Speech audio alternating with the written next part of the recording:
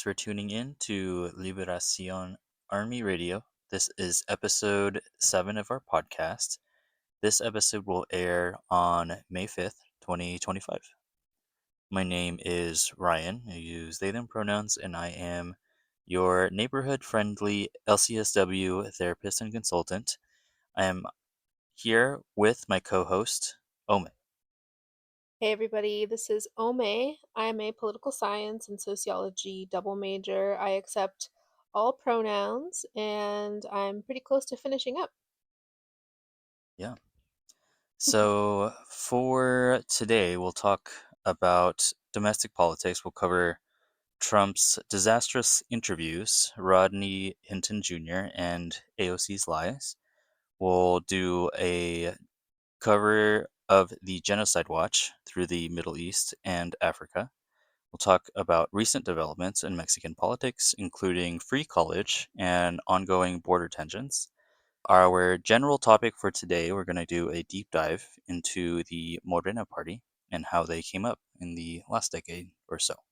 And I just wanted to say that this is a Cinco de Mayo special It is, because we typically don't cover general topics that have a specialty in just Mexican politics. Usually they apply to sociology or a greater historical context, but this one is specifically about Mexican politics and it's a deep dive on the history of Morena and all of the things that they've been getting down to. So if you're interested in that, please stay for the whole of the podcast. yes. We'll start with domestic. Tell me about Trump's interviews. Have you seen any of them yet? No, I haven't. Any of the clips? Let me play you some of the clips. So this first clip is Terry Moran at ABC News during a combative interview calling the outlet fake news. And we're doing it. And you'll pick out one man, but even the man that you picked out, he said he wasn't a member of a gang. And then they looked, and on his knuckles, he had MS-13. There's a dispute. But wait a minute. He had MS-13 on his knuckles tattoo. Oh, he had some tattoos that are interpreted that way. But let's move on. Wait a minute. Hey, Terry. He did not have the letter MS-13. It says MS-13. That was Photoshop. So let me That was Photoshop, Terry. So that was Terry Moran at ABC News. And then let me play you one more clip. And this clip is coming out from Kristen Welker at NBC News. Are you seriously considering a third term, Mr. President, even though it's prohibited by the Constitution? Or is this about staying politically viable? I will say this. So many people want me to do it. Mhm. I have never had requests so strong as that. But it's something that, to the best of my knowledge, you're not allowed to do. I don't know if that's constitutional that they're not allowing you to do it or anything else, but there are many people selling the 2028 hat. But this is not something I'm looking to do. Yeah, so those are the two clips that I think are the most damning. Pretty interesting stuff. It's really interesting. It sounds like, and I know he flip flops often, but it's interesting to me that he, at least in that moment, he was not looking for a third term. I think it's pretty telling that he's willing to toe the line, though, and that he's sort of suggesting that he's not directly answering that he would say no if people could figure out if they could figure out a way for it to be viable. So I think that's kind of important to notice. Anyway, the media, mainstream media, especially liberal media, is eating this up. They're having a field day with these interviews, especially the first one with Terry, because it was pretty clear that he's just not like fully present. And by the way, the image that's photoshopped of MS-13 on Kilmar Abrego Garcia's knuckles, it's hilarious. Like literally it looks like somebody took the photo and put it in paint, not even Photoshop. That's so funny. Who is Terry? Who is he?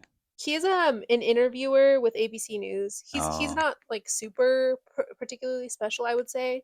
He didn't let it go, hmm. and this clip actually is a very shortened clip.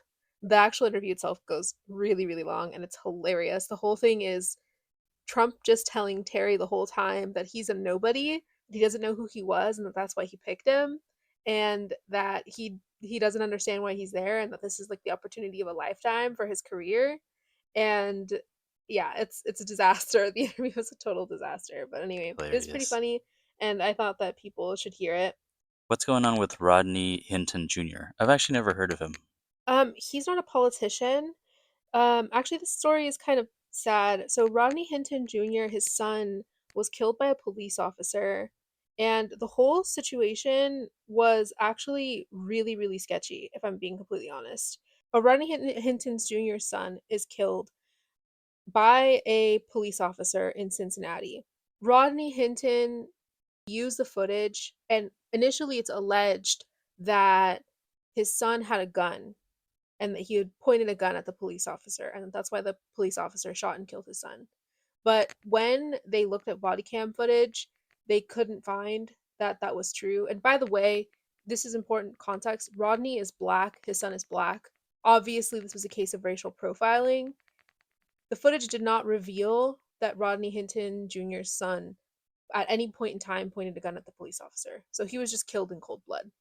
And the father, in a rage, basically got in a car in his car and disappeared for the evening. The family said that they couldn't find out where he was. And then the next day it came out that he rammed into a police officer at Cincinnati High School, I think, where they were having like some kind of a graduation ceremony. Mm. And he killed a police officer that was not involved in the incident. So he's currently on trial, and the story itself is really tragic, honestly. It's just another testament of police brutality in the United States. And a lot of leftists, we as leftists, right, we understand that the police is a illegitimate institution. Their job is to quite literally protect property. That's their purpose. They are the arm of the capitalist state. And most of them, most police officers in almost every single city in the United States have connections to white supremacist groups. Mm-hmm. They actually have huge ties to white supremacist or organizations of all kinds, whether that's the KKK, various other international white supremacist groups. And a lot of them are obviously in bed with politicians who are corrupt as well. So you see like a huge amount of collusion in the police department. They are not efficient at doing their job. And if you really think about what the jobs of police officers are supposed to be, the assumptions that we make, most of those jobs could be filled either by counselors, therapists, or lawyers. Like almost no instance of police officers, there's almost no instance of police officers effectively stopping crime. Like that's not really what they do. So I think this is just another very sad case where an innocent black person lost their life, and as a result somebody felt like they needed to take the criminal justice system into their own hands because these black people are never going to see justice for the the brutal killing of their son. And like a lot of people are alleging that the gun that they found next to Rodney Hinton's son's body later, because they did find a gun later, but it wasn't in the footage. Like he didn't It point was any gun at planted. anybody. A lot of people think that it was planted. Oh yeah, Yeah, I they do think it that is all the too. time. Yeah, my opinion is that it's obvious that it was planted. I think it was planted. Yeah, yeah. I mean, they're starting. You talked about this too, and this is a little bit of a tangent, but they're starting to become deputized to be extensions of ICE too now. Yeah. Well, I mean, the police themselves are a deputizing entity, Mm-hmm. so they're very willing to collaborate with the state because they are the disciplinary arm of the state. They are what legitimizes the United States, by the way, both here, domestically, and internationally, the police. And that is, of course, because the American police is being paramilitarized. Mm-hmm. And essentially, what that means is that they're adopting military techniques. And the way that they're doing that is by understanding forms of international policing. Mm-hmm. This is why we see that the drone technology that's being used in Palestine to murder innocent Palestinian people is also being brought back to the United States and used on innocent protesters here, Mm-hmm. and this like the suppression of our own freedom of speech Yep. in all of this. And this is also happening at the border. The drones that are being used in Palestine are also being used at the Mexico-U.S. border, Mm-hmm. where innocent Mexican, Central American, South American people who migrate here, they're being, brutally brutally killed at the border because of these drones, because of these, technologies that are being imported as a result of paramilitarization.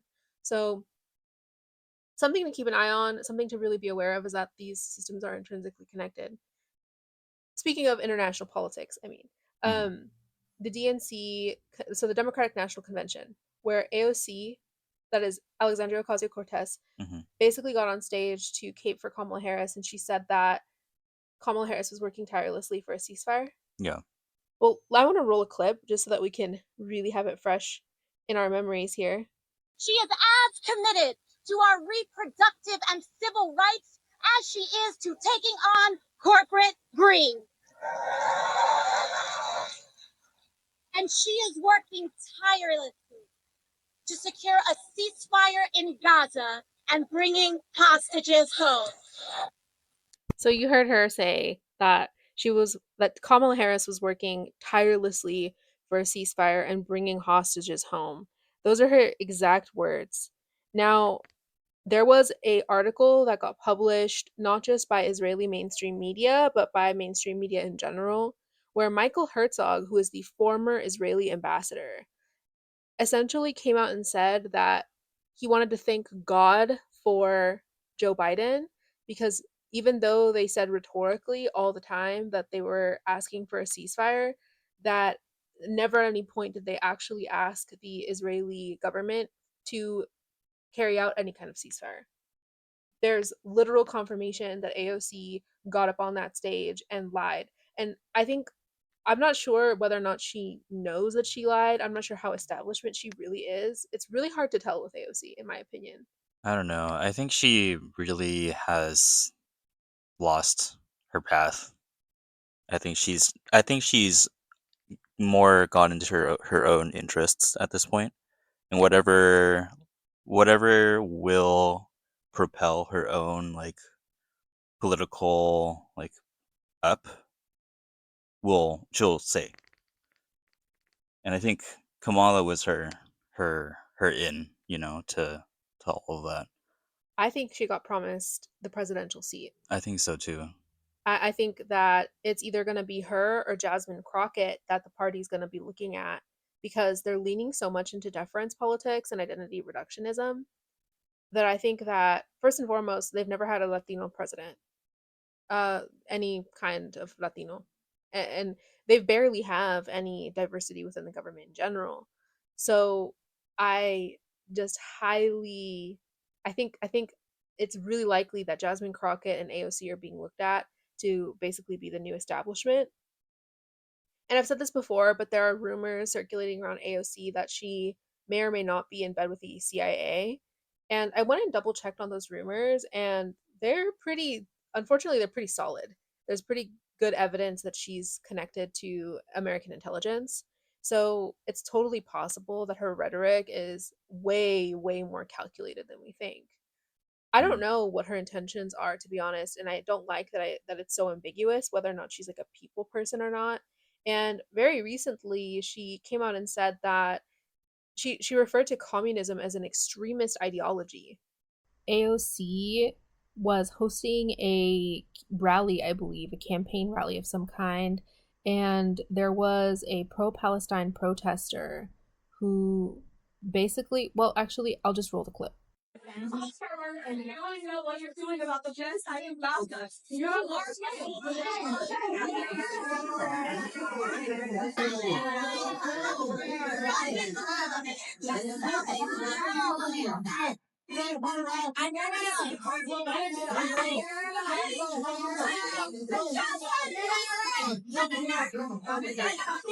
So if you couldn't hear, the protester says, "We want to know what you're planning on doing about the genocide in Gaza." And then she yells, "You're a war criminal. You're a war criminal. I'm a nurse. How dare you? Shame on you."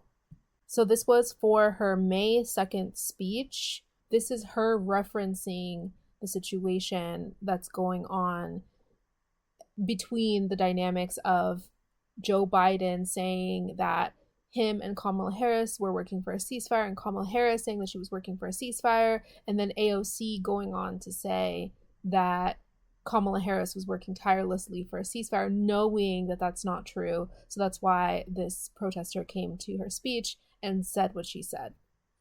Hmm. I don't know. I think that's interesting. But anyway, that's what's going on with AOC. Mm-hmm. Did you want to talk about what's going on in Palestine? Yeah. So Israel has bombed Gaza, Lebanon, Syria, and Yemen all in one day, which I feel like is a new low for them. Usually they space it out, but they did it all in one day. They've also announced a plan to seize all of Gaza, which would essentially complete their genocide of Palestine. Um, what do you make of that? It's interesting timing.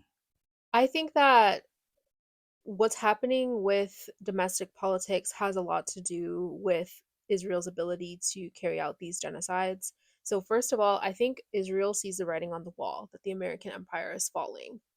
I think that Israel, I think it's a mistake to view Israel as a political party or a political entity that isn't self aware. I think they are smarter than we think they are, but they're also not as smart as we think they are. They're kind of like somewhere in the middle.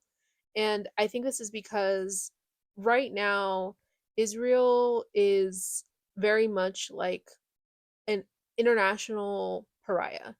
Hmm. Like the world is viewing Israel from a lens that like it's never been viewed before. It's increasingly becoming denormalized day by day. Americans have expressed even more sentiment of unpopularity when being asked if Israel has the right to exist, for example. And I think the other thing is that because the Israeli government is becoming so deeply affiliated with the Trump government, Trump is incredibly unpopular. So that coupled with Israel being unpopular, it's making it even radical liberals who are trying to cape for the Democratic Party, unbeknownst to them, they're incidentally working in the agenda of ensuring that Israel also looks really bad. So even people who are bad actors within pseudo leftist movements are really, really pushing the narrative of denormalization of Israel, which they weren't doing previously during the elections, right? They were kind of Hmm. sacrificing Palestine to get people elected. Well, Hmm. that's not rhetoric that's happening anymore. Now they're saying like Trump is turning Gaza into a parking lot. These are things that they're saying. Hmm. And so I think Israel is viewing the world turn its back on Israel for the first time. Hmm. And I think that coupled with the fact that these tariffs are isolating all of the other countries that would typically be allied with Israel. Hmm. And so I think this isolation is forming new ties in between these countries and countries that have competing interests with the United States. So countries are going to have to choose Hmm. which hegemony they're going to have to abide by. And I Right. think most people are putting their bets on China because China is so stable Right. Right. and it's boasting economic growth quarter over quarter, whereas the United States is declining. Hmm. And I've said this all last year, and I'm going to keep saying it until the cows come home. 2025 is the end of US hegemony. Political science, sociologists, economists, all of these other actors, and I'm not talking about American economists because American economists are worth nothing when it comes to predictions, but international economists are making the same case that US hegemony, economic, social, cultural, it ends this year. China will be the new hegemon. By the end of this year, China will be in control of the new order. China will be in control of all of the hegemony internationally. This is recognized even at like political science institutions. So that is what's coming. And I think that as a result, Israel is moving very quickly because I think they understand that their time it's coming to a close. And so they're trying to seize as much as they can before they're hoping that they can salvage Israel. Hmm. But I don't think that they're going to be able to because I think that regardless of what happens, China is going to become the new hegemon, and that's Hmm. also why they're egging on a war with Iran. I know. I'm just imagining if Israel was up against China, like if China really actually inserted themselves in this, it would not stand a chance. Well, China just sent a bomber plane over to Lebanon last week. Mm, So I do think that the Middle East is being it's becoming really smart in who it's allying itself with. And the thing is that China did this with Africa also. China invested in Africa and asked mhm, for nothing in return. So when Africa inevitably found oil, Africa, specifically Ethiopia, went and did a business deal with China because they knew that they weren't going to be exploited by the United States, by the West. So mhm, they brokered a fair deal for oil in China, and as a result, Chinese Ethiopian relationships are incredible. They're doing the same thing with Mexico. mhm, China is not being a disciplinarian in an authoritarian state trying to go and seize resources from other marginalized countries. What they're doing is they're building infrastructure, mhm, and they're using the carrot instead of the stick. And mhm. I really hate that metaphor because I really think it's like the United States uses the bomb instead of the carrot, and China's using the carrot instead of the bomb. They're literally incentivizing people to work with them, and it's a lot more stable of a relationship. Wow. So Imagine that. yeah, I know it's Incredible. shocking when you're like on the side of the working class. But Yeah. anyway, that's what I think is going on there. That's why I think Israel is acting the way that it is. I think it feels like it has to. Mm. Well, on to Sudan. There was a pretty big development here. The ICJ dismissed a case that Sudan tried to push. The case that they dismissed tried to put some accountability on the UAE for perpetuating the genocide Mm. in Sudan. It was actually outvoted by a lot. It was like 14-2, which is insane, actually. That's a lot of people voting against it, which I don't know. I feel like that just shows how, I guess, money talks, right? Even in the ICJ, someone got bought out for sure. Oh yeah, 14-2. That's corruption. It Oh has to yeah, be corruption because the UAE. Well, the UAE is in a really good political spot. yeah. And for more context, the UAE, United Arab Emirates, they are a U.S. ally. And it's not just that they're a US ally, they have tenuous but stable relationships with US adversaries as well. Hmm. This is why they're kind of in a sweet spot because they're able to carry out the Sudanese genocide, and also they also underhandedly support the Congolese genocide as well Hmm. as they have allyships with Israel. And they're the one of the vehicles that's being utilized to normalize Israeli and Arab relationships in the Middle East. Essentially, without the UAE and without Saudi Arabia, the United States and Israel are not going to be able to carry out the things that they're carrying out. So the UAE is in a really particularly sweet spot because they're pretty much untouchable. They have adversarial power behind them. They have basically all political entities that would have any investment in this stopping, they have good relationships with. So no country's pretty much willing. By a 14-2 vote, the court threw out Sudan's request for emergency measures to prevent genocidal acts. So that's pretty big, pretty corrupt.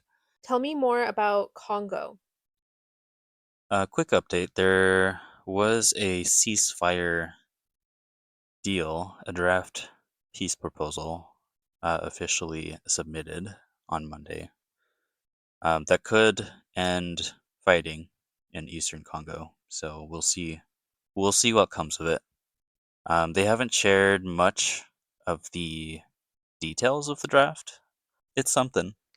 Yeah, I mean, when the US is involved, even if they do finalize it, this is what we talked about during our last podcast, but every time that they've had these ceasefire deals, they've always basically fallen through.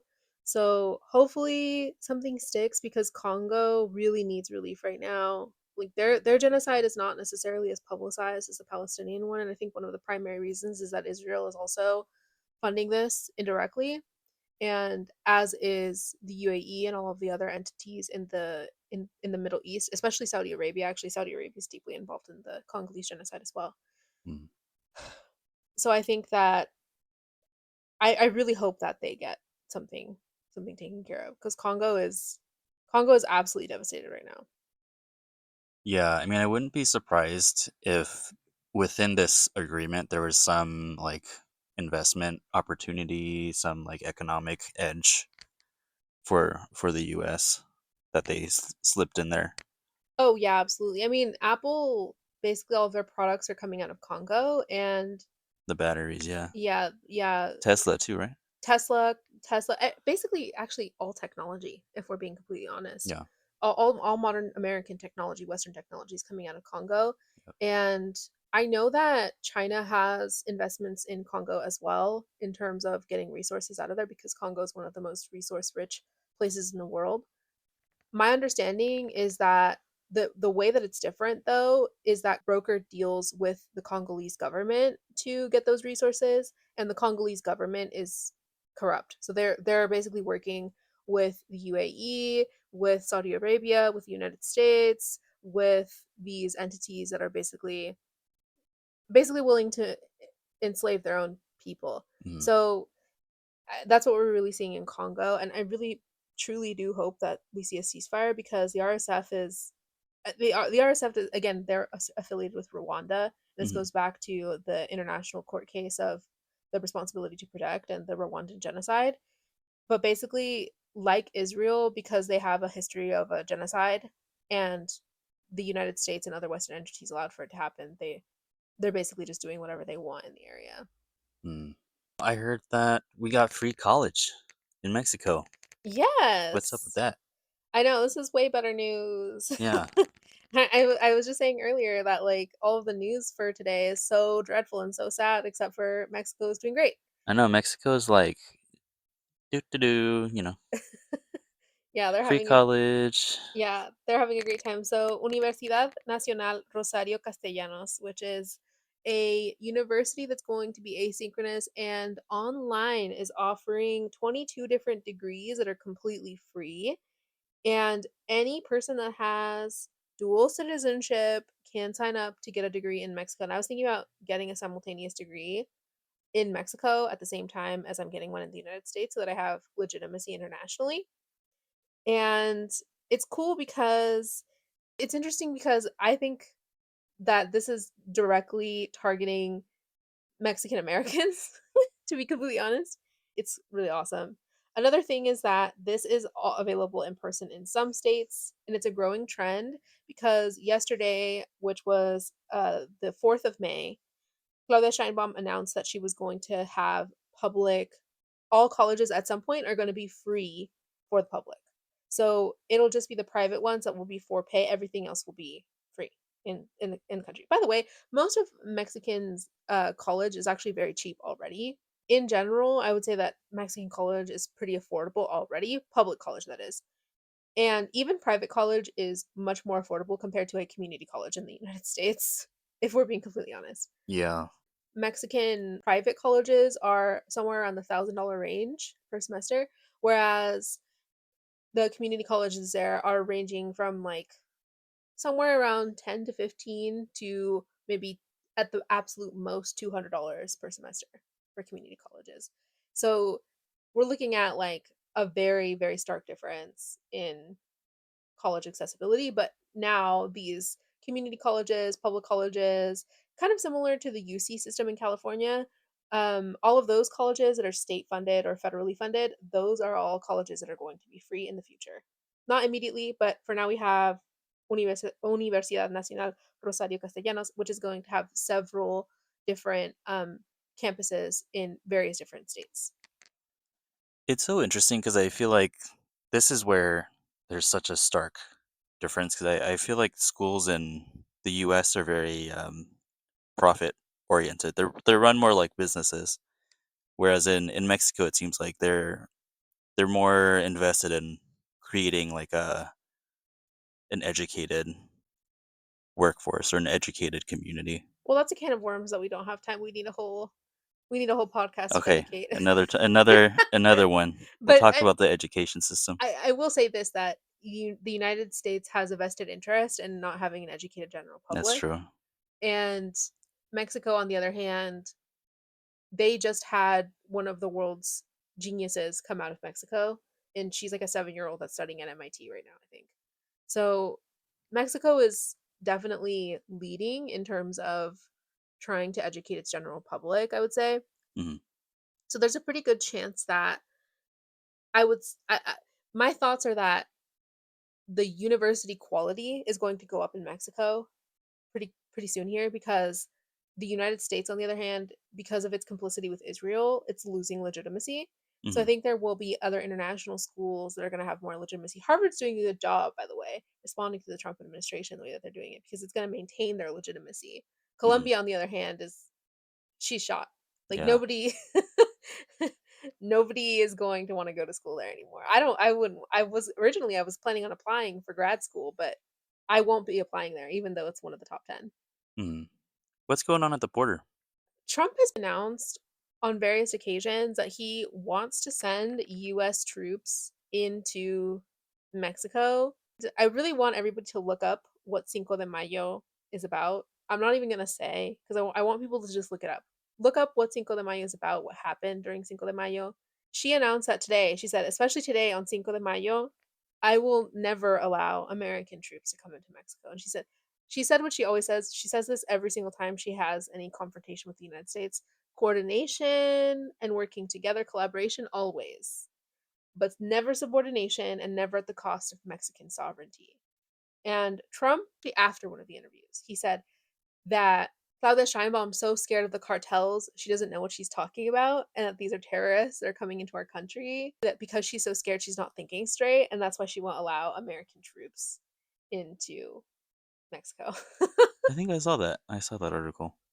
It was an interview. I saw the clip, Yeah. but yeah, it just made me laugh because obviously she referenced Felipe Calderon immediately in the mañanera. She was like, Mhm. actually, we did let American troops come in here once, and the DEA come in here at another point in time, and guess what they did? They worked with the cartel. Yeah. So she was like, that's why we're not doing that again. And I thought that was pretty interesting. Speaking of cartel, do you know about Ernesto Cedillo? No. So Ernesto Zedillo was an economist. He was recently indicted by the Morena government because he was a president in the late 90s to the year 2000. I don't remember when his term started. I think it was 94. A bunch of recordings got released of his wife colluding with a cartel and him being involved in these recordings, like him using his wife to coordinate cartel affiliation. So we have another president that is officially confirmed to have been a narco president, and he was a part of the PRI. Hmm. But yeah, the investigation was just launched, and now there's going to be official criminal charges that are going to be levied at him. My guess is that he's going to flee the country. I might go to Israel. He might. Yeah, that's where they like to go, or Spain. We Hmm. had some that went to Spain. Yeah. I think that concludes our news segment. Now we're going to move into the general topic. This is kind of a different topic than usual. We're going to be talking about the origin of Morena. But first, I want to talk about a couple of things that I think are important, particularly where the narrative about Morena is concerned. And one of the key things that I think matters most is that a lot of people, particularly Mexican Americans, don't understand corruption and how it's kind of been implemented in Mexico. The majority of the presidents that came before Morena have been a part of either PRI or PAN. Respectively, we call them PRI and PAN. These political parties have been dominant over Mexican politics for the last 100 years. In fact, there's only one president that is anywhere near as left as Morena is, and that was Lázaro Cárdenas. And Lázaro Cárdenas is known as one of the only members of the PRI who didn't enter the presidency for his own self-interest. And he was, I think, president maybe 1930s. He is known as the only president in all of the last 100 years of Mexican politics that hasn't used the presidential office for corrupt purposes. Outside of that, every single other PAN, PRI, president, even like just generally like the entire government has been really, really corrupt. But I want to talk about why Mexico's been corrupted. And we talk a lot about the global south in general on our podcast, I'm sure you can probably make some assumptions, but why do you think that Mexico has experienced so much corruption? I think it's probably the same reason as many other countries. A lot of it is because of American intervention. Yes, and not just American intervention, but it has a lot to do with the Mexico US War and Spanish settler colony. What happened between Mexico and the United States has a lot to do with the enslavement of Black people and the enslavement of indigenous Mexican people. Because the indigenous Mexican public was essentially radicalized because of our experience as people who were formerly slaves, that the enslavement of Black Americans naturally came under threat because the Mexican public was very much invested in seeing the liberation of Black Americans. This was something that the US government did not take lightly. And ultimately, similar to how we see the Israeli settlers kind of move slowly into Palestine, and specifically in the West Bank right now, we're seeing settlers sort of literally take over homes and start to set up camp wherever they are. We actually saw that happen in Texas, and these were people who primarily were vested in ensuring that the plantations continue not just in the United States but also in Mexico. And that ultimately led to the Texas cessation and the Mexico US war, where half of the Mexican territory was ceded, but Mexico refused to return Black enslaved people who had escaped through the Underground Railroad. This kicked off a huge amount of tension between Mexico and the United States, like a pretty measurable tension, because not long thereafter, we saw that the civil rights movement started to kick off. There was obviously an international pressure that Mexico was a part of to really add heat to the United States because Mexico had ended slavery years before the United States has. I'm talking about decades before the United States. So the combination of all of these things ultimately led to the United States essentially understood that the Mexican general public had a very real commitment to making it impossible for enslavement and therefore like extreme capitalism, the way that the United States has created it, to be implemented in Mexico.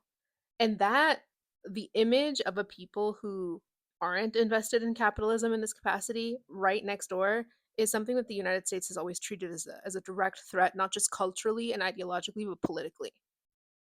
Yeah, I mean, I think Mexico has been ahead in so many ways, and it's really threatened American hegemony in a way where they're like, how about we just slide over some weapons to the cartel and then have them, do some violence. Actually, that has a little bit less to do with the political environment of Mexico as it stood there. But what we saw is that the general public in Mexico started to really gravitate towards communism. This is in the era of McCarthyism. So when the Red Scare happened, the Mexican general public started moving more towards communism really overtly, actually. There was a Mexican Communist Party that was established in the 1930s. Essentially, this political party was under heavy suppression. And this Mexican Communist Party, the CIA currently has documents, and the FBI also currently has documents about these these communist parties in Mexico and the way that they were being monitored by the CIA and the FBI. But it isn't actually until the 1970s when things really start to kick off when it comes to suppression. And we saw that, well, from the 1950s to the 1970s, actually, somewhere around there, after the civil rights movement really got a lot of traction and the porro movement started picking up. So the porro movement, the word itself directly translates to cheerleading, but what they're cheerleading is something negative. So porro is like somebody who is a shock. They like to implement shock on a specific group of people. And in the case of Mexico, porristas were people who were a part of these federalist unions. Federal meaning that they were government sanctioned unions that were comprised of terrorists. They were terrorists who were specifically oriented to suppress communism in Mexico, and they killed thousands of Mexican students. And that actually kicked off the initial point of very overt CIA intervention and FBI intervention in Mexico. And of course, CIA and FBI got their start a little bit later than that this officially happening, but the United States government was still ultimately behind wanting to end communism in Mexico. So they empowered a lot of political officials who were corrupt. And I think that this has, some history with the fact that enslavement has never been something, hypercapitalism has never been something that Mexican people have been willing to adopt. Hmm. What do you think that is? Well, Is it a cultural thing? I think it's a combination of things. I don't think that capitalism is natural to anyone, but I think especially people who, I think this is like one of those things that makes the United States and Mexico very, very different. More than 90% of the Mexican general public is either indigenous or of mixed indigenous cultural heritage.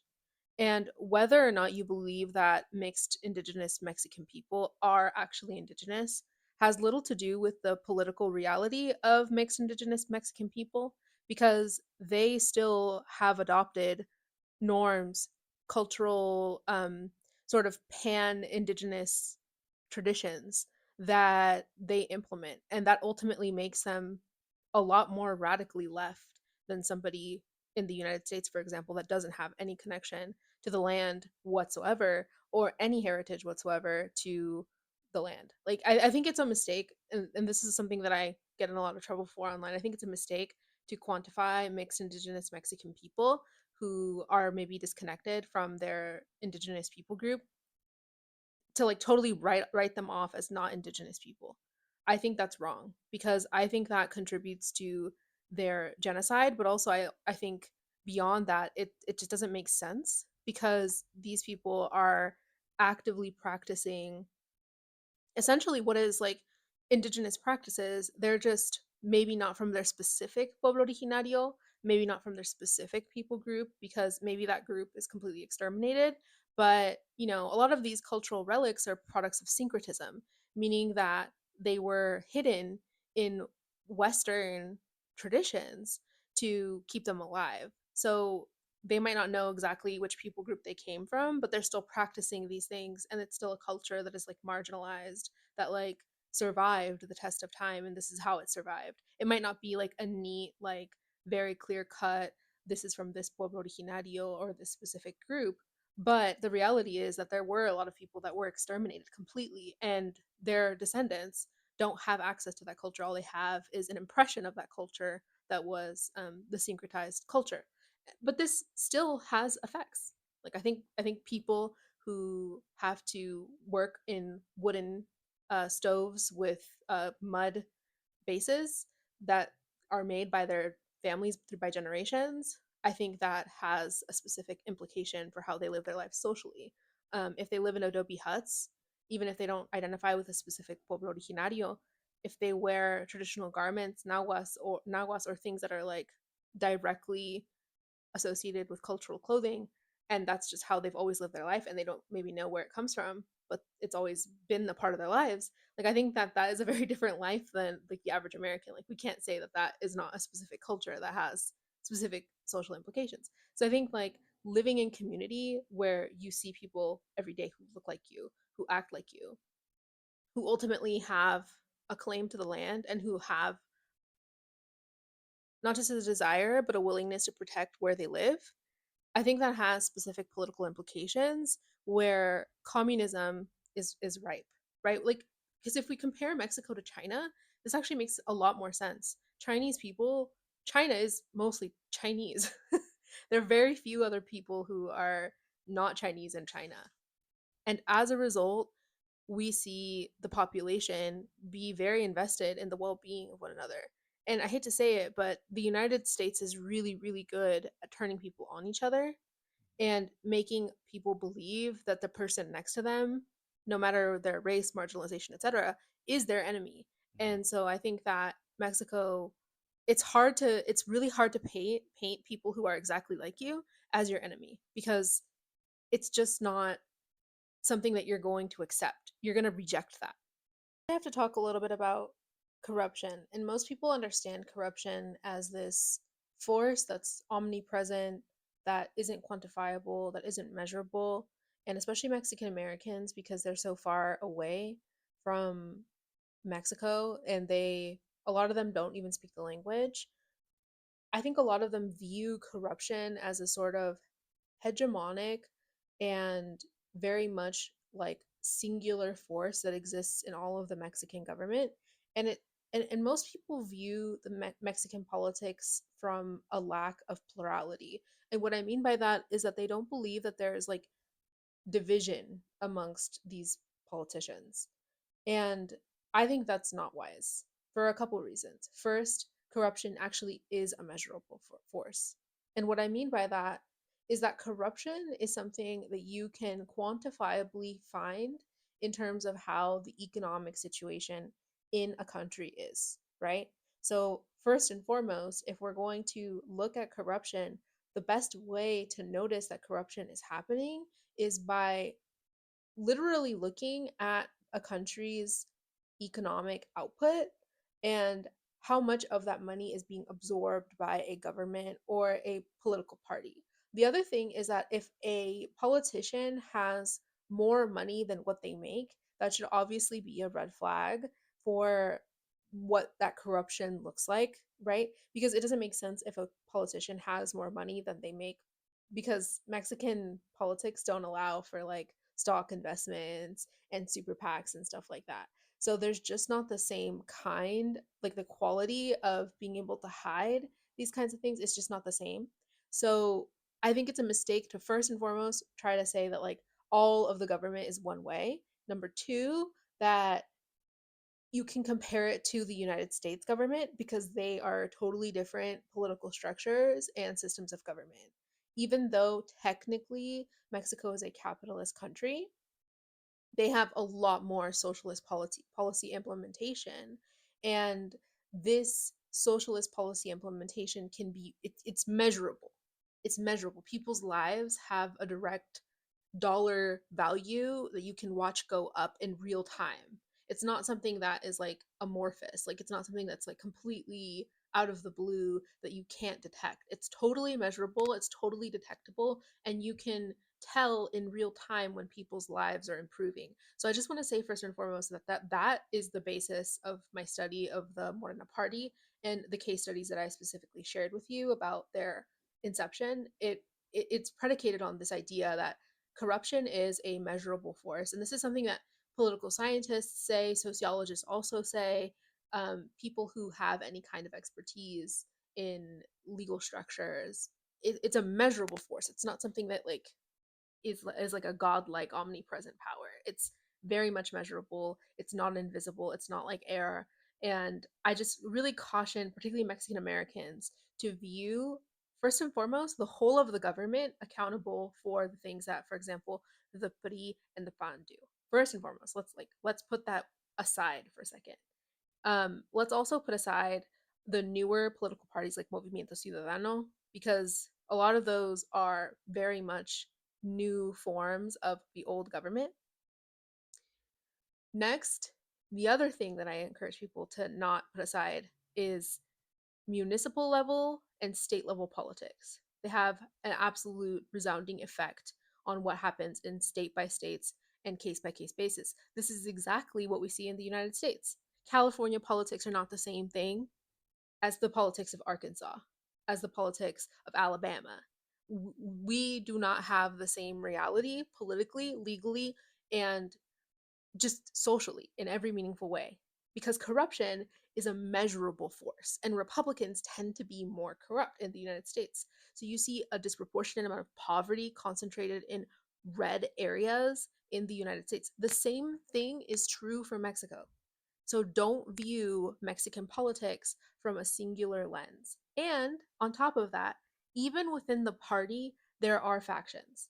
Okay, so even within the Morena party, there are specific groups that are way more left than others, and on top of that, there are groups inside of the Morena party that are corrupt, but they don't represent the whole of the party. And I wouldn't say it's wise to homogenize them. I will say this though. The PRI and the PAN, they have proven ties to American intervention as a whole party. As a whole party. That's probably the starkest difference between them and Morena, is that they have a history, not just for the last 100 years, but in general with specific politicians at the helm of their party. Because in Mexico, there's also a head of the party, which typically is somebody that they're running for president, but that is somebody who's groomed throughout the entire candidacy of that party the whole time. Meaning, like, there's like a head of the party that's always going to be sort of in government in some capacity. And that person, historically, for the PRI and the PAN, has always had provable connections to the American CIA. And this is another thing, another element when it comes to how corruption is measurable. If another country is interfering in the another country's politics, the government that is allowing for that to happen is corrupt because they're doing that for money. They're doing that for resources. And that would be the only reason that you would sell out your country. So this corruption, it's a measurable force. So I really caution people from trying to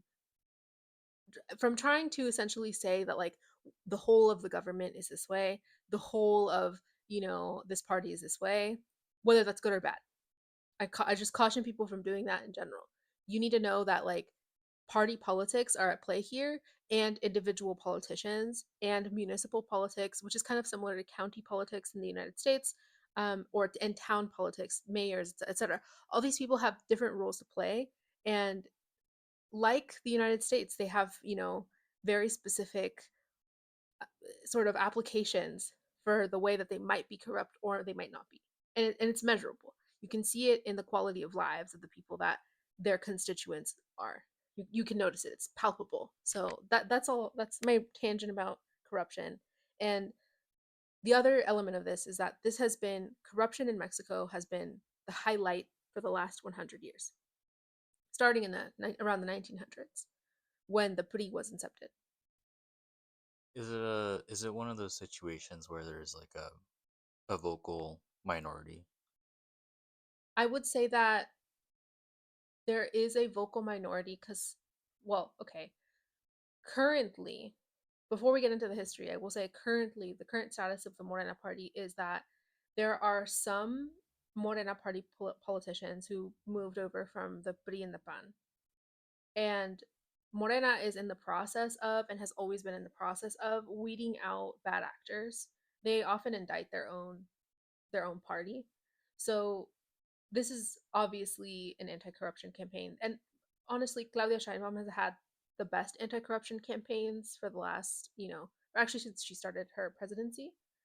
AMLO has had some success with this, but I would say that his primary focus was trying to get the third party into power in the first place. And as far as like who is hurling these accusations, the Morena party has a pretty high approval rating. But the presidents, they have an 80 to 90% approval rating on average, both Andres Manuel López Obrador and Claudia Sheinbaum. So the Morena party does not have the same approval that the presidents do. The presidents have way better approval. And this is because the presidents have been pretty morally consistent. So on the other hand, not all political party officials have been consistent inside of Morena. That's the thing. And I think a lot of people get confused because there are corrupt politicians within the party. And I think that especially Americans, I would say Mexican Americans, are the vocal minority who attempt to smear the Mexican Morena party as a whole. And they try to say that it's like the same thing, it's the same people. And I would say that right wingers in Mexico are all often trying to say that Morena is corrupt, but they have a vested interest. And this is the other thing about Mexican politics, is that not all voters look the same. It's the same as there is in the United States. We have people who are misogynists in Mexico, people who really believe in Catholicism, like traditional conservative Catholicism. We have capitalists in Mexico who have a vested interest in ensuring that Mexico continues down its capitalist path. So I think, like, there is a vocal minority for sure, but I would say that most of them are right wingers or American, or just like completely misguided, assimilated Mexican people. Hmm. That's so interesting because I feel like it's the opposite in America, where people are more loyal to the party. They're like vote blue no matter who, as opposed to loyal to a person. Right. Well, the other thing that I think is interesting about that is that what applies to the United States doesn't apply to Mexico. Americans are not loyal to the Mexican political parties, and I think that's because of racism.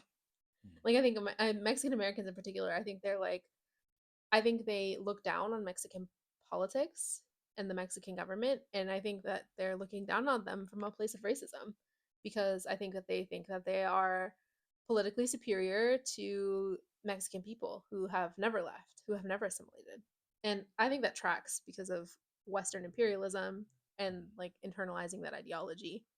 Yeah, like many other immigrants. Join the club. Yeah.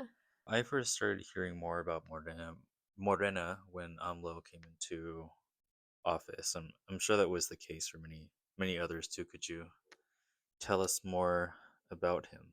Andres Manuel Lopez Obrador was the first Morena party president that ever came to be. There were a couple attempts for a third party in Mexico to really truly get power, but it was mostly the PAN and the PRI that have dominated politics for the last 100 years. Now, context about Lopez Obrador, he is he doesn't come from wealth. He comes from Tabasco. He has 6 siblings, one of which was killed in an accident. And he came up right after some of the most brutal acts of repression during the Porro movement happened. And he actually got his start at UNAM, which is where one of the biggest events occurred. And as a result, he saw a lot of communist students directly, and like the aftermath, he saw them directly be brutally killed in his college life. So that is like his inception to politics. He's seeing like huge communist repression, McCarthyism, and corruption in the government. In fact, the president at that time was ultimately indicted, and I believe he was charged with crimes against humanity. I think this was a radicalizing experience because he saw that the politics of directly could affect people his age, and I think that was just a really radicalizing experience. That's how he got his start in politics. Is he sees, as soon as he goes into the university, he sees the aftermath of a bunch of students who had a lot of their classmates be killed for their political beliefs, their leftist political beliefs. And then he basically decides at that point that he is going to get into politics. And he starts campaigning for a man named Rafael, and he actually ends up helping him get into the Senate. Rafael dies within a year of being senator from natural causes, but he just randomly dies. Okay. After that, he decides to take a break, actually. From politics? Yeah. I think because of the death, and also his brother died at some point during that time. He starts to support another political candidate, but before he does that, he starts getting connected to his heritage. He is mixed Chontal, and Rafael, the guy that I was just talking about, was also mixed Chontal. So they were both like connected to their indigenous pueblo.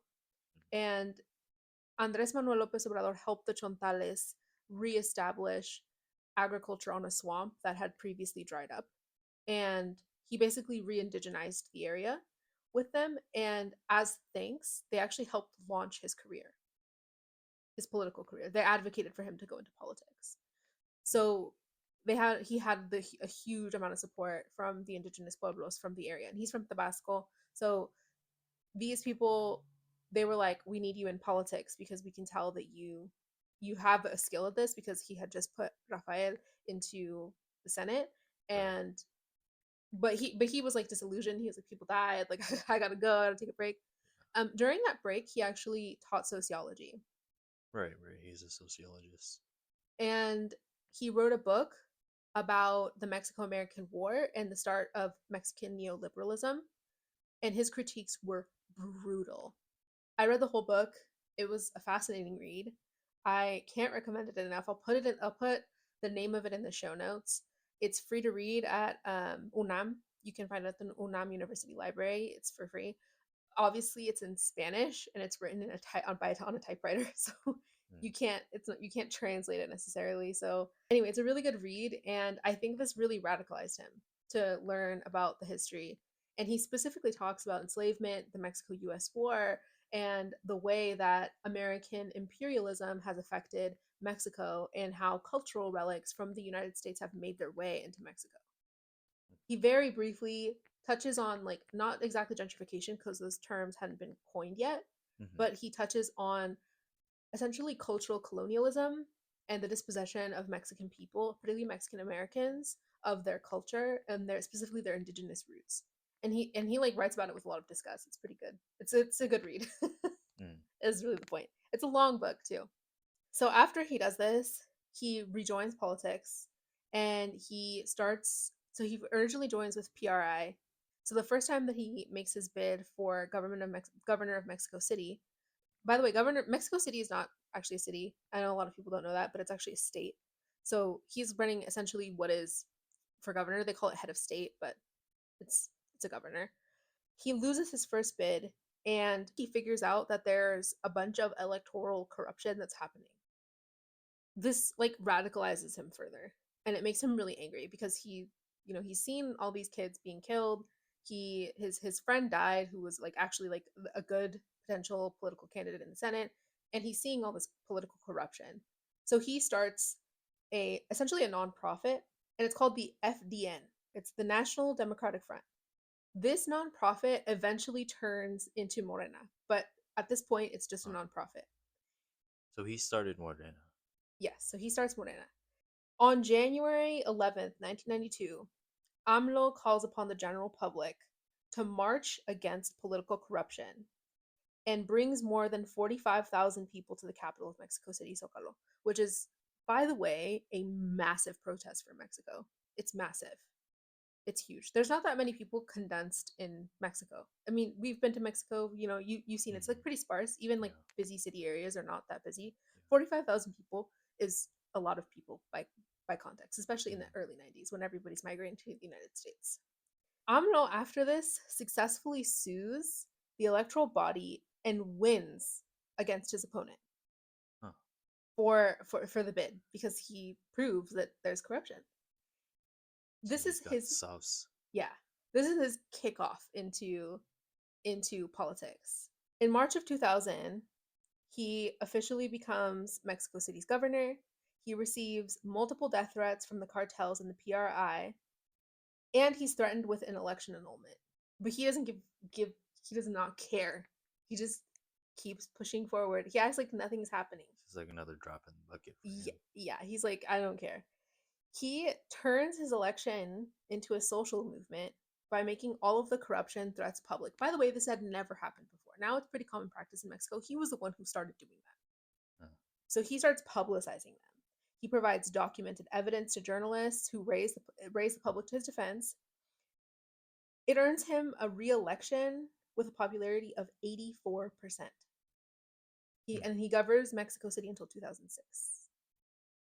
In 2005, he tries to run for president, but he doesn't succeed.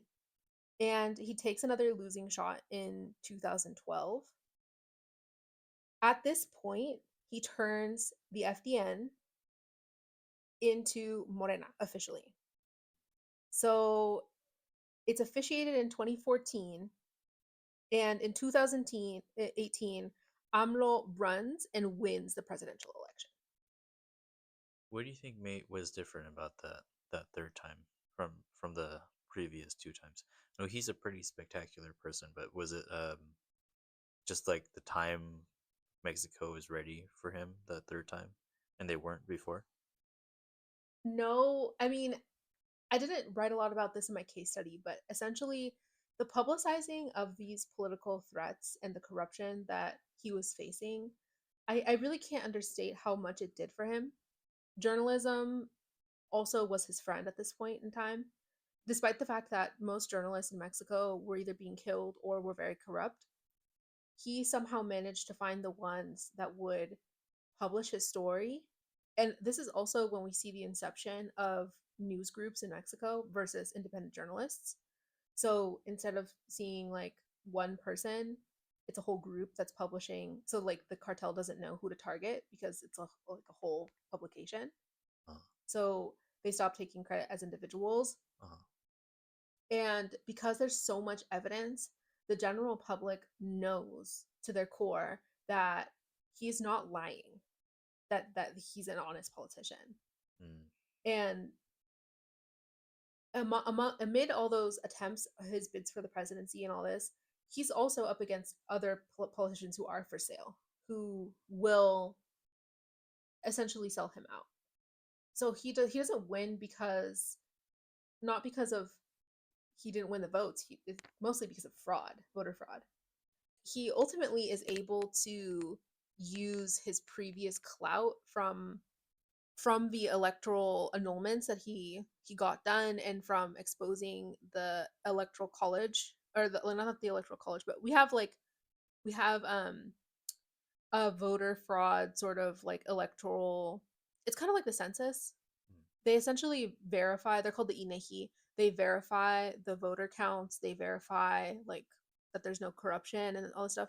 He publicly calls them out, and something about that had never happened before. And I think the shock of it really launched his career, because he was like he pointed to who actually was the problem. He was like, you're for sale, you're for sale, you're for sale, here's the proof. I'm going to put it in mainstream media. And Mm.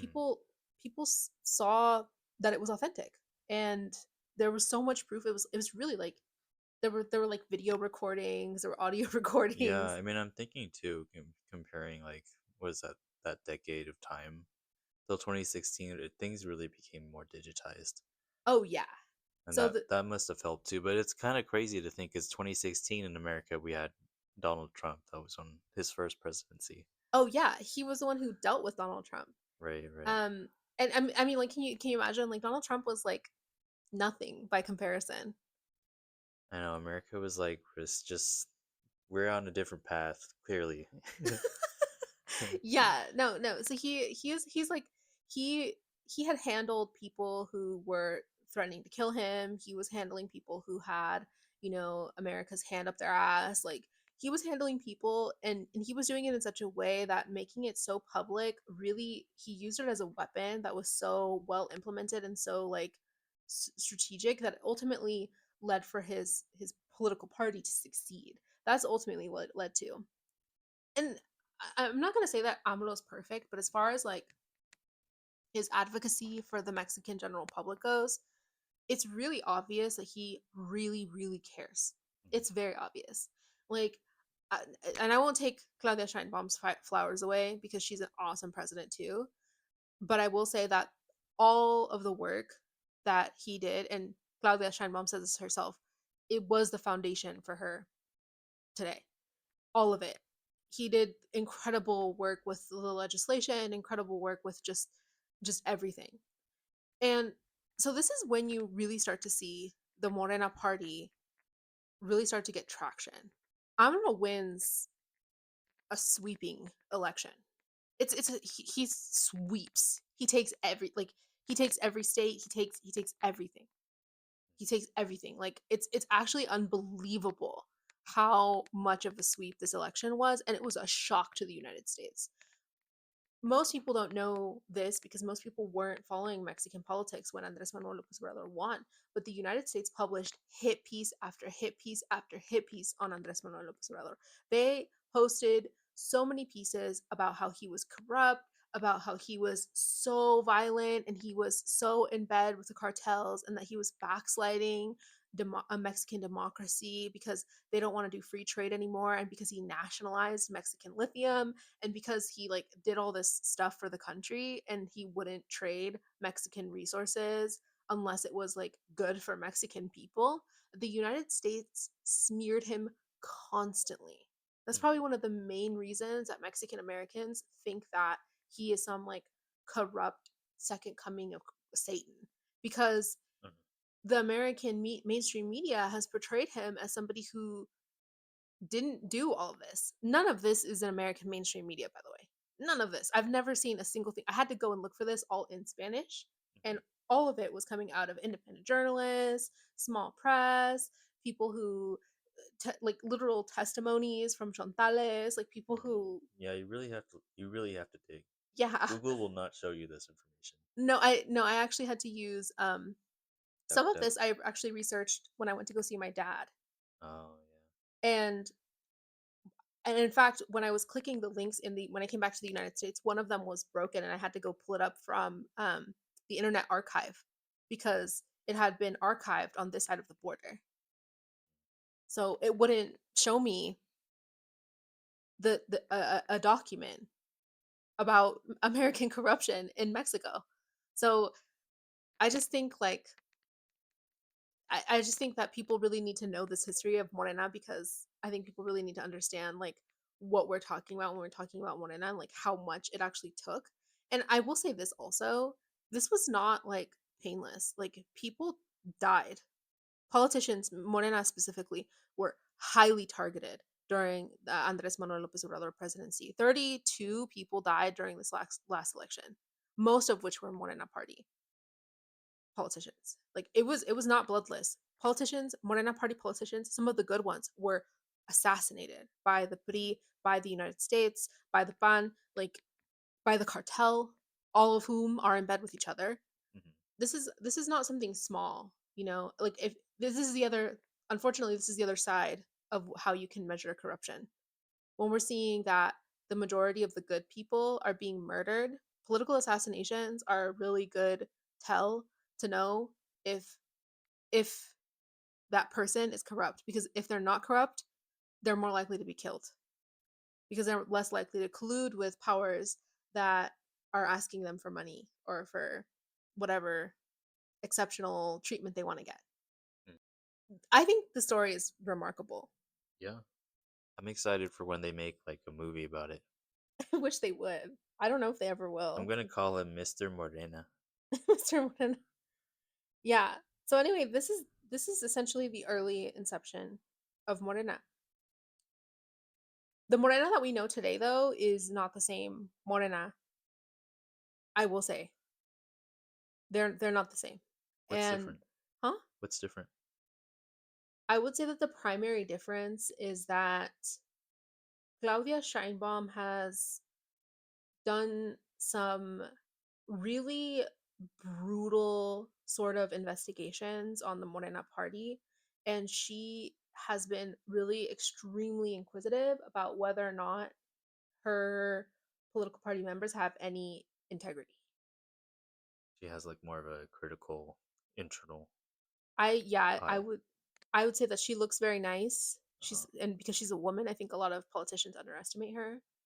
But she is so much more brutal than AMLO is. She is a lot more brutal. For context, by the way, Claudia Scheinbaum, this whole time, she's coming up under Andres Manuel Lopez Obrador. She's seeing all this firsthand. They actually became colleagues at UNAM. So they were friends really, really early on. And she was present for all of this, all of the stuff that happened to Andres Manuel Lopez Obrador. She's been his second in command the whole time. And as soon as Andres Manuel Lopez Obrador gave the recommendation, everybody knew that she was going to win the presidency, without a doubt, without a single doubt. And I think that it's evidenced that she is as brutal as she is with her handling of Trump. The way that she handles Trump is really, really smart. She handles him how AMLO did, but she's actually even more hard on him. And I think it's because she understands the times that we're in, and she understands that Mexico is like still kind of coming into leftist politics. and there's still a chance for it to turn into another like Brienpan. I think she knows that there's still time for that to happen. And so she's understandably very hawkish about whether or not somebody in her party is potentially corrupted.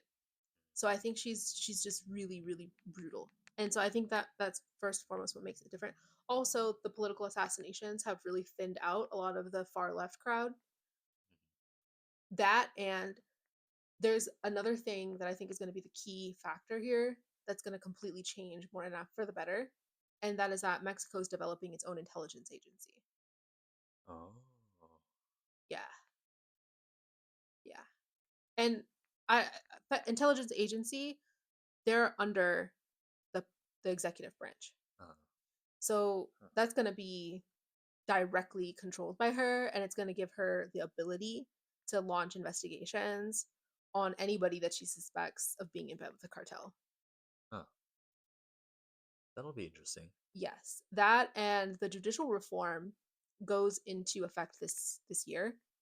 People are going to be electing, I believe, in June for all of the seats. By the way, if you haven't heard about the judicial reform, just for people who are listening, the judicial reform was voted on and was accepted as a new reform last year. It was the last thing that Andres Manuel Lopez Obrador did, and he did it to be petty because the justices in Mexico have historically been essentially acquitting cartel for years, and they've always had horrific cartel ties. They're also all paid, especially the Supreme Court in Mexico, they're paid more than the president. Oh yeah, that's some corruption right there. Oh yeah, absolutely. So he took down their salary a peg. Uh, And he also made it so that all of the justices in Mexico, from the magistrates all the way to the Supreme Court, are now elected positions. And you can only do one term. You can't be a justice forever. Not like, and I think that that has specific implications because if we look at the American Supreme Court, having people sit on the Supreme Court for 40, 50 years, that is asinine. mhm. Like, I think that's ridiculous. And yeah, I don't know. I think it was probably the wisest thing he ever did. But the United States slammed Mexico for this. Also slammed them, stating that they're a backsliding democracy, that direct democracy is not real democracy, that it's undermining the neoliberal order of the world, that like it's like just all of these political accusations coming out of the United States. Yeah, that was the last thing he did. And so this year, and like I said, I think in July, June or July, they're going to be voting to institutionalize the new justices, and people are voting, people are campaigning. So pretty soon here, there's going to be new justices, and all of those old justices that were cartel justices are going to be ousted. And they had a couple scandals last year where there were some justices that got into like physical altercations with people on the Senate floor, and like it was just, yeah, it was very dramatic. It was a mess. But anyway, I think those two factors are going to be very crucial in how Morena Party is going to be moving going forward. So I think there's a pretty good chance that they're going to completely oust every single last corrupt political party official. And I think that the intelligence agency itself is going to be able to contend more meaningfully with the cartel. Hmm. That's gonna be a really big change. Yeah, I think so too. I think it's going to have huge ramifications. Oh yeah, they're gonna be catching some people for sure. I'm also wondering if they're gonna be, as for the intelligence agency, if they're gonna be looking to use it internationally too in any capacity. I can imagine, I don't know why they wouldn't. Yeah. I mean, personally, if the United States is always levying CIA attacks at Mexico and other countries internationally, it would make a lot of sense for Mexican politicians to ally themselves with intelligence agencies that are allied with them. So I can totally see a future where Chinese intelligence works with Mexican intelligence or Russian intelligence. Can totally see that happening. Can totally see Cuban intelligence working with Mexico. Can totally see that happening. I think, though, here's my theory. I think Mexican Americans are going to sign up for Mexican intelligence agencies. I think Mexican Americans here in the United States are going to sign up to be intelligence officers for Oh, to like Mexico. work for them. Yeah, I think Hmm. I think we're gonna have a huge population of people in the Mexican CIA who are American. Because I think a lot of Mexican Americans have a bone to pick with the American government. And I would be surprised if there weren't any people. At least maybe we won't know about them. But So what if the CIA sends like an undercover person to go work for the Mexican intelligence agency? That would be pretty wild. I'm sure there will be a bunch of double agents. Yeah. Because this is something that like the United States is trying to keep it under wraps because I think that as soon as people figure out there's an intelligence agency, I think people are gonna try. Mhm. I even think that there's gonna be American people, like just white people, who are gonna try to help Mexico because I think a lot of Americans understand that the United States is the belligerent in the relationship between Mexico and the United States. Yeah, I think so too. Sounds like we have a lot to look forward to the next few months. We'll have to keep an eye on that. Yeah. Looking to the near or even the far future with all these tariffs, the climate change, global conflict, etc. What do you think Morena should prioritize and why? I think if we look into the future, the Morena party has a couple things to concern itself with. The first thing is the American empire is becoming increasingly desperate to re-seize its place in the world order. And whenever the United States is doing this, it usually looks to the countries in its closest proximity to exploit. So I think that, as usual, the Morena Party is going to have to focus on the United States politics just because the United States is their biggest belligerent, their biggest enemy, really, in a lot of ways. And it's also the country that they're most interdependent on. That's just a fact. Whether or not we like to acknowledge it, Mexico exports a lot of products to the United States. That money goes into Mexico. Ultimately, that money does enrich Mexico. It's Mexican biggest trading partner, etc. That being said, I think that the wisest thing that Mexico can do, which I think it has begun to do, is to truly form new ties with other countries, other entities, and be interdependent on those other entities, particularly on other Latin American countries, because it would make sense to me that they would enrich the economies of the global south. I think that would make more sense. The problem is that agriculture in the global south is not that valuable because it's abundant. Agriculture is abundant in the global south. Resources are abundant in the global south. What isn't abundant is military and political superpower. So I think it would make sense for the Mexican government to beef up its peaceful military. I think it would make sense for them to not just create CIA agencies essentially, or a response to the CIA agency, I should say. It would also make sense for them to have internal intelligence agencies like the FBI. I think it would also be useful for them to really invest in education internationally. And what I mean by that is making it more accessible for people to apply, particularly Mexican Americans, to get education in Mexico.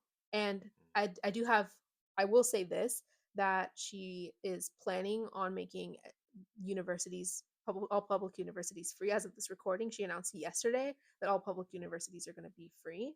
So if you have dual citizenship, you can get educated in Mexico online for free. You can absolutely get your degree completely online, completely for free. If you all you need is your dual citizenship and you have access to that education. I also think that the other thing that they're going to have to contend with is the reality of developing the nation with an indigenous forward attitude. Because what does being indigenous in the future look like? I don't think it necessarily means that the whole country is going to be living in traditional housing. I don't think it necessarily means that the whole country is going to be completely isolated from modern technology. I don't think that's what it means. I think what it means is a new conception of what indigenous life looks like. And there's a concept called indigenous futurism, which I really like. And it's basically this idea of implementing modern architecture and modern technology with indigenous elements. What I like about this is that I always have to ask myself the question, what would Mexico be without colonialism? What would it be today? Would they have stayed in adobe huts? And I don't think that's the answer to that is yes. I think Mexican people would have invented technology that's probably even more advanced than what we're seeing today. I think African people similarly would have done the same because of the resource rich countries that we have.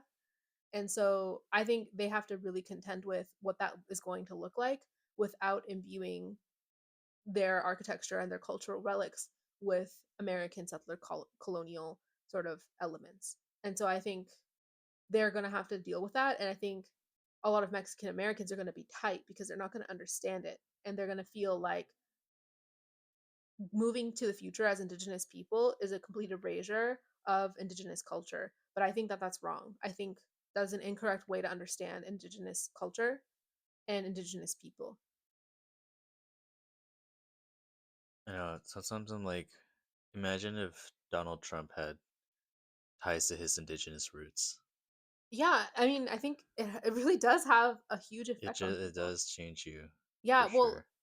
and then I will say this that they've elected both of the presidents that they have elected have had excellent ties to the indigenous communities. Obviously, Andres Manuel López Obrador with his connection to the Chontales, but Claudia Sheinbaum, after she got her master's, and I think it was in engineering, um, she lived with indigenous women for like 4 or 5 years. She speaks like an indigenous language. I don't remember which one, but the women that were at her inauguration ceremony, the indigenous women that were like doing that ceremony with her, they were women that she lived with.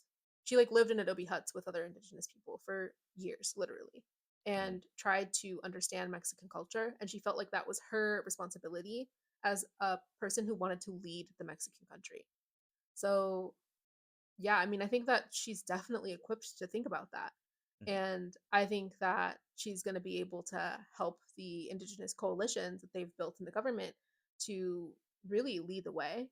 But I also really, really, truly hope that Mexican Americans learn to let Mexican people really, really also lead that because I want to see a Adobe hut with solar infrastructure and like modern sewage systems. Like I want to see Mm. that. I want to see what that looks like. I Mhm. want to have indigenous, aesthetics and modern technology. We Mhm. had sewage systems, by the way, in ancient Mexica Empire. We had sewage systems that were far more advanced than Europeans did. So I think like we would be in a very different place if colonialism hadn't happened to us. Mhm. Those are my predictions. I think that's the general topic. Thank you for listening today. We talked about Trump's disastrous interviews, Rodney Hinton Jr., AOC. We also did a Genocide Watch overview over the Middle East and Africa. Did a recap on Mexican politics about the recent developments with free college and ongoing border tensions. We did a deep dive into the Morena party and how they came up. Thanks for tuning in. Have a good rest of your day. Happy Cinco de Mayo.